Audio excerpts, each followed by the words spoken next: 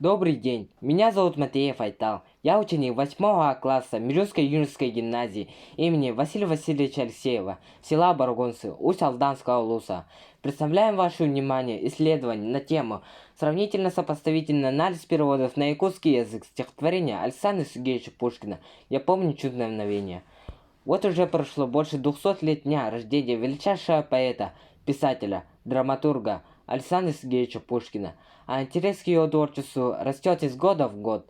Каждая народность переводит произведение Пушкина на свой язык. Якутский народ не исключение, ведь перевод играет большую роль в обмене мыслями между разными народами и служит делу распространения сокровищ мировой культуры. Ознакомившись с двумя переводами стихотворения Пушкина «Я помню чудное мгновение» на якутский язык, мы предположили, что Наталья Михалева, Сая, в совершенстве владеет двумя языками и, обладая невероятным поэтическим талантом, выполнила лучший перевод данного стихотворения. Цель исследования – сравнить переводы на якутский язык стихотворения Пушкина «Я помню чудное мгновение», выполненные Натальей Михалевой, Сая, Иннокентием Артамоновым. Задачи: дать определение перевода и литературному переводу, изучить, сравнить переводы стихотворения Пушкина, выполненные Сая, Иннокентием Артамоновым, сделать вывод, попытаться выполнить свой перевод, взять интервью у Михалевой Сая. Новизна. Перевод стихотворения Пушкина «Я помню чудное мгновение» на якутский язык недостаточно изучен. Объект исследования. Стихотворение Пушкина «Я помню чудное мгновение». Предмет исследования. Перевод стихотворения, выполненные якутскими поэтами. Практическая значимость. Литературный перевод поможет расширить круг читателей творчества Пушкина. Наталья Михалева, Сая, Иннокентия Артамонова. А также будет интересно всем, кто интересуется литературным переводом с русского языка на якутский язык. Методы исследования. Сбор информации. Поисковый метод. Метод наблюдения. Сопоставительный метод. Интервью.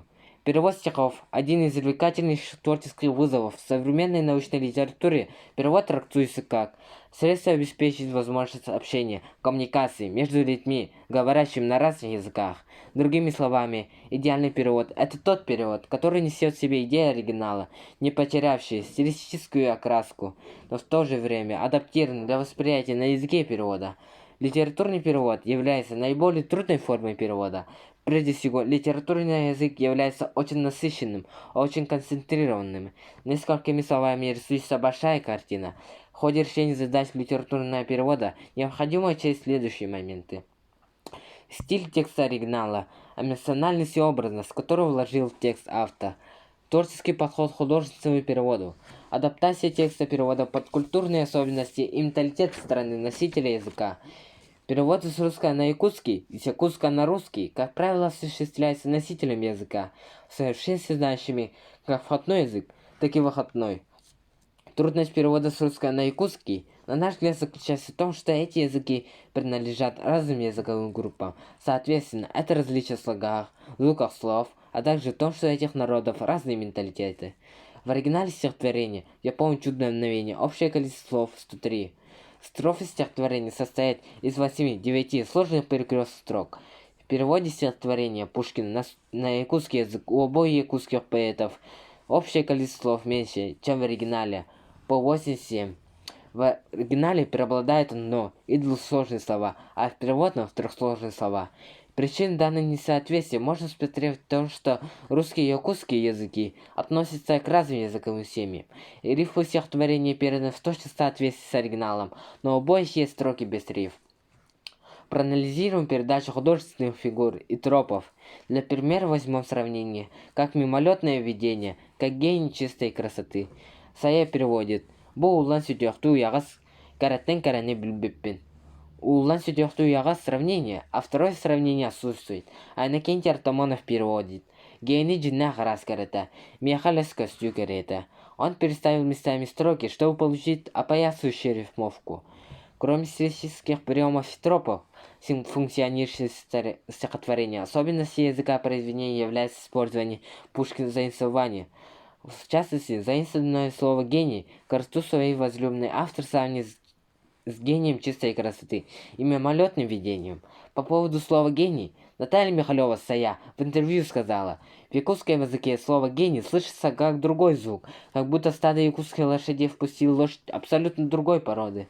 Поэтому ей подумалось, что слово это имеет значение величайший из величайших, лучший из лучших, потому она перевела его «каратен-кара». Это сочетание, на наш взгляд, получилось очень даже удачным. По сравнению с Saya, Иннокентий Артамонов старается выполнить точный перевод, не прибегая к передаче образной информации. В переводе Иннокентий Артамонов стихотворение Пушкина не утратил ни своего смысла, ни стилистическое наполнение, благодаря мастерству переводчика, но образность речи не так богата, как у Saya. Изучив, что такое перевод и художественный перевод, проанализировав переводы стихотворения Пушкина, «Я помню чудное мгновение», выполненное Натальей Михалевой-Saya и Иннокентием Артамоновым, мы пришли к выводу, что литературный перевод является наиболее трудной формой перевода, чем обычный перевод, так как литературный язык является очень насыщенным различными языковыми средствами, а стихотворение имеет еще и особую форму.